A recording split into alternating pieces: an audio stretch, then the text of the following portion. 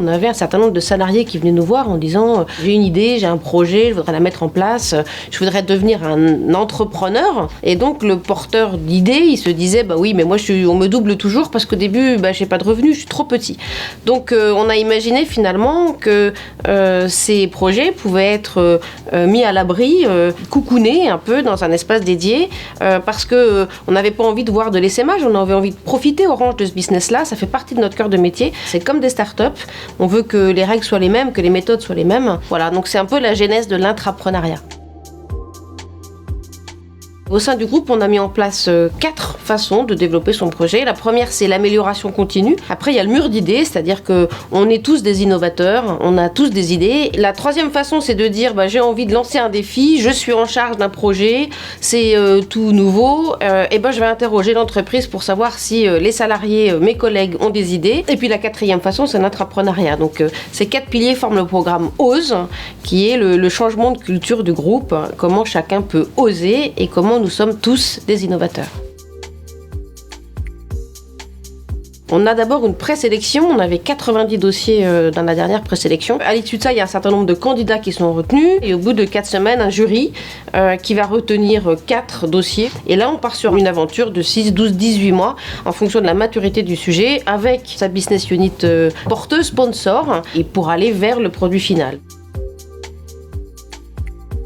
Avant d'être intrapreneur, j'étais directeur de projet sur une application mobile destinée à des touristes pour améliorer leur expérience de séjour. Et je me suis rapidement rendu compte qu'on pouvait proposer une expérience d'usage de bout en bout qui couvre à la fois avant, pendant et après le séjour grâce à des technologies nouvelles et assez matures comme l'intelligence artificielle et la réalité virtuelle.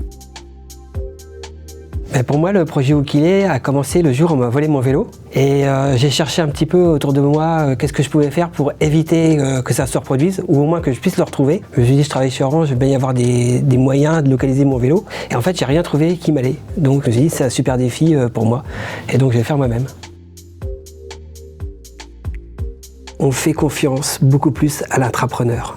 Et ça change beaucoup de choses. Et c'est pas simplement notre hiérarchie directe, mais c'est aussi tous les gens qu'on va rencontrer. Parce qu'on est intrapreneur et entrepreneur, les gens vont nous écouter, vont nous aider. Et ça, c'est super. Moi, j'ai gagné énormément de temps à pouvoir discuter avec énormément de gens qui se trouvent chez Orange, dans les Orange Labs et ailleurs. Je confirme, l'expérience intrapreneuriale, c'est vraiment une nouvelle approche de l'innovation. Enfin, moi, j'ai appris beaucoup sur la manière de travailler ensemble, la manière d'aborder l'utilisateur. Ça, c'est effectivement quelque chose de très riche et très instructif. Pour moi, la finalité du projet, c'est d'arriver à ce qu'il arrive dans les boutiques Orange. Parce que ce sera une étape importante dans la vie d'un produit.